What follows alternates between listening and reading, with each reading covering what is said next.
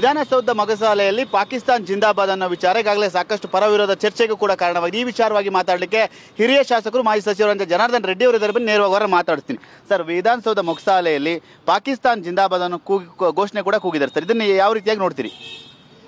ನೋಡಿ, ಈ ಒಂದು ವಿಚಾರದಲ್ಲಿ ಇವತ್ತು ನಮ್ಮ ದೇಶದಲ್ಲಿ ಇವತ್ತು ಏನಂದರೆ ವಿಧಾನಸೌಧ ಅಂತಂದರೆ ಒಂದು ಪವಿತ್ರವಾದಂಥ ಒಂದು ದೇವಾಲಯ.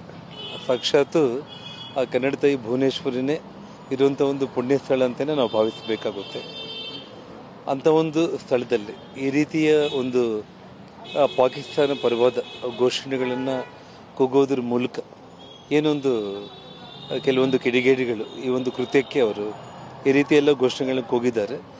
ಅವರನ್ನು ಗುರುತಿಸಿ ಸರ್ಕಾರ ಅವರನ್ನು ಬಂಧಿಸಿ ತುಂಬ ಕಠಿಣವಾದಂಥ ಒಂದು ಕ್ರಮ ಕೈಗೊಳ್ಳಬೇಕು ಅಂತೇಳಿ ತಮ್ಮ ಮೂಲಕ ನಾನು ಆಗ್ರಹ ವ್ಯಕ್ತಪಡಿಸ್ತೀನಿ. ತನಿಖೆ ಆಗಬೇಕು ನೀವಂದ್ರೆ ಸೌಧ ದೇವಾಲಯ ಇದ್ದಂಗೆ ಅಂತೇಳಿ ಇಂಥ ಜಾಗದಲ್ಲೇ ಮಾಡಿರುವಂಥ ನೀವು ತೀವ್ರವಾಗಿ ಖಂಡಿಸ್ತೀರಿ, ಮತ್ತೆ ತನಿಖೆ ಆಗಬೇಕು ಅಂತೀರಾ?